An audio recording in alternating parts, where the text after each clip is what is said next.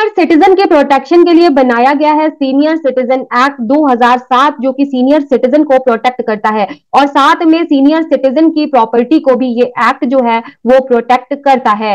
दोस्तों, अगर हम बात करें बहू की, तो बहू की प्रोटेक्शन के लिए बनाया गया है डोमेस्टिक वायलेंस एक्ट, जो कि बहू को प्रोटेक्ट करता है और साथ में उसके राइट ऑफ रेजिडेंस को भी प्रोटेक्ट करता है। और ऐसा ही हुआ आज के इस केस में, जिसमें सीनियर सिटीजन एक्ट और डोमेस्टिक वायलेंस एक्ट की लड़ाई थी और इस लड़ाई में बहू जो है वो जीत गई और सीनियर सिटीजन जो है वो हार गए। तो फ्रेंड्स, जानेंगे आज की इस वीडियो में कि क्या है वो लेटेस्ट कानून जो कि सीनियर सिटीजन के अगेंस्ट आया है। तो फ्रेंड्स नमस्कार, मैं हूं एडवोकेट अपराजिता और आप देख रहे हैं आपका अपना चैनल लेट्स टॉक लॉज। अगर आपने अभी तक हमारे चैनल को सब्सक्राइब नहीं किया है तो हमारे चैनल को सब्सक्राइब जरूर कर लीजिए, क्योंकि लॉ से रिलेटेड बहुत ही बढ़िया कंटेंट इस चैनल पर आने वाला है। तो फ्रेंड्स, बिना किसी देरी के चलिए वीडियो को स्टार्ट करते हैं। तो फ्रेंड्स, जिस जजमेंट में ये लॉ पॉइंट डिसाइड किया गया है उसका नाम है संजीवनी वर्सेस कविता श्याम। 18 मार्च 2024 को बॉम्बे हाई कोर्ट की ये लेटेस्ट जजमेंट आई है। तो सबसे पहले हम इस केस के फैक्ट्स को जान लेते हैं कि इस केस में आखिर हुआ क्या था।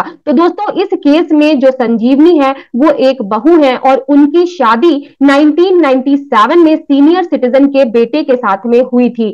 और दोस्तों, शादी के बाद में, शादी के शुरुआती दौर से ही जो बहू है यानी कि जो संजीवनी है वो अपने मैट्रिमोनियल होम यानी कि एक फ्लैट में रह रही थी और शादी से उनके 2 बच्चे थे, एक बेटा और एक बेटी उनको इस शादी से हुए थे। जिस फ्लैट में बहू रह रही थी वो जो फ्लैट था वो उनकी मदर इन लॉ के नाम पर था। अब यहाँ पर बहू का यह कहना था कि उनके जो फादर इन लॉ है, उनके मदर इन लॉ है, वो उनके साथ में अच्छे से नहीं रहते हैं, उनके साथ में अच्छा ट्रीटमेंट नहीं करते, उनके साथ में अच्छा व्यवहार नहीं करते हैं। तो यहाँ पर जो बहू है उन्होंने अपने इन लॉज के खिलाफ पुलिस कंप्लेंट दे दी और इसके बाद में फादर इन लॉ ने अपनी बहू के खिलाफ 25/11/2022 को एक पुलिस कंप्लेंट दे दी।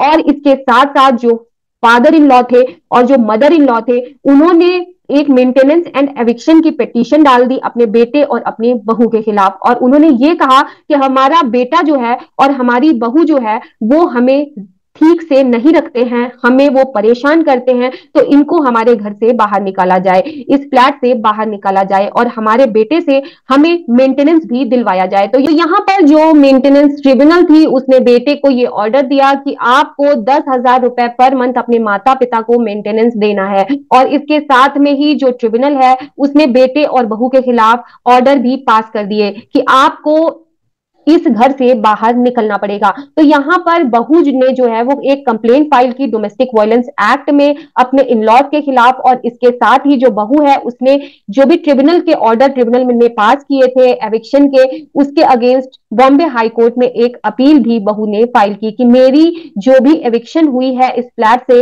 तो इस पर मुझे स्टे दिया जाए। तो उस केस में बॉम्बे हाई कोर्ट ने बहू को इंटरिम स्टे दे दिया और बॉम्बे हाई कोर्ट ने यह कहा कि इनको घर से बाहर ना निकाला जाए। और इसके साथ साथ मैं आप लोगों को यह भी बता दूं, बॉम्बे हाई कोर्ट ने father in law, mother in law, husband और बहू इनके बीच में काफी ज्यादा ट्राई किया कि इनका जो है वो कॉम्प्रोमाइज हो जाए, लेकिन उन्होंने कोई भी कॉम्प्रोमाइज नहीं किया। तो फाइनली इस मैटर में जो है वो आर्ग्यूमेंट होना स्टार्ट हो गई और बहू की तरफ से जो आर्ग्यूमेंट थे वो ये थे कि मेरे जो इन लॉज हैं वो मुझे बहुत ज्यादा परेशान करते हैं, इसके रिगार्डिंग जो है मैंने इनके खिलाफ पुलिस में कंप्लेंट भी दे रखी है। जैसे ही मैंने पुलिस में कंप्लेंट दी, इन्होंने काउंटर करने के लिए मेरे खिलाफ पुलिस में कंप्लेंट दे दी और मेरे खिलाफ एक एविक्शन पिटीशन भी डाल दी जिसमें मेरे खिलाफ ऑर्डर हो चुका है। लेकिन मेरा जो है वो इस घर पर डोमेस्टिक वायलेंस एक्ट में इस घर पर राइट टू रेजिडेंस है, मैं यहां पर रह सकती हूं। और जो ये फादर इन लॉ है, मदर इन लॉ है, अपने बेटे के साथ में मिले हुए हैं, इन सब के सब ने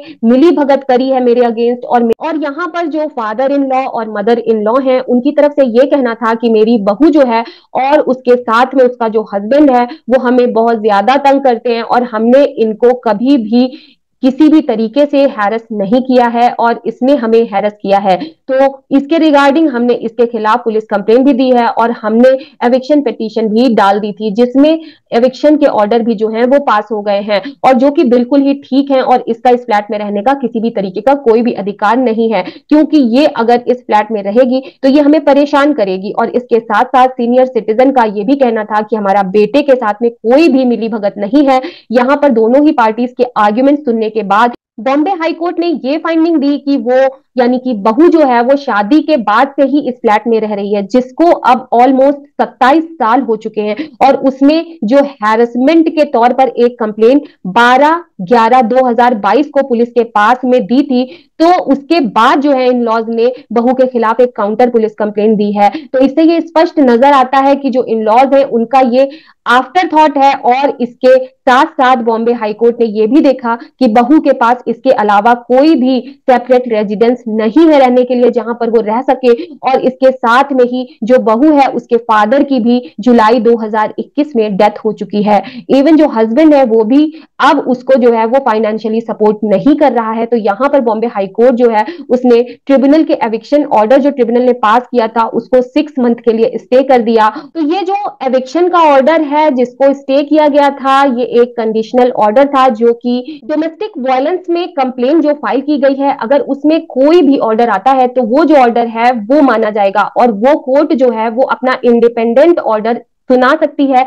इस ऑर्डर का उस ऑर्डर के ऊपर में किसी भी तरीके का कोई भी इफेक्ट नहीं पड़ेगा। तो यहां पर जो भी लड़ाई थी सीनियर सिटीजन एक्ट की और डोमेस्टिक वायलेंस एक्ट की, तो यहां पर जो डोमेस्टिक वायलेंस एक्ट है जो वो जीत गया। तो फ्रेंड्स, उम्मीद करती हूं कि आप लोगों को यह समझ आ गया होगा कि अगर कहीं पर भी सीनियर सिटीजन एक्ट और डोमेस्टिक वायलेंस की फाइट के बीच में फाइट होती है, तो उसमें अगर कुछ ऐसे सर्कमस्टेंसेस हैं जो कि इस केस में थे, तो उस सिचुएशन में जो बहू है वो अपने केस को जीत जाएगी और सीनियर सिटीजन को जो है वो कुछ ज्यादा रिलीफ नहीं मिलेगी। सो फ्रेंड्स, उम्मीद करती हूं कि आप लोगों को इस वीडियो से, इस जजमेंट से कुछ ना कुछ सीखने को जरूर मिला होगा। और अगर ये वीडियो आपको अच्छी लगी हो तो लाइक कीजिएगा, शेयर कीजिएगा, और अगर आप कोई सीनियर सिटीजन है या फिर किसी भी तरीके का कोई डोमेस्टिक वायलेंस एक्ट के रिगार्डिंग कोई भी जजमेंट के बारे में जानना चाहते हैं तो हमें कमेंट करके जरूर बताइएगा। साथ ही चैनल को सब्सक्राइब करके जरूर जाइएगा, बेल नोटिफिकेशन बेल को बटन को ऑन करना बिल्कुल भी मत भूलिएगा। फिर मिलती हूँ नए टॉपिक नई वीडियो के साथ, तब तक के लिए अपना ख्याल रखिए, सुरक्षित रहिए। Till then bye bye.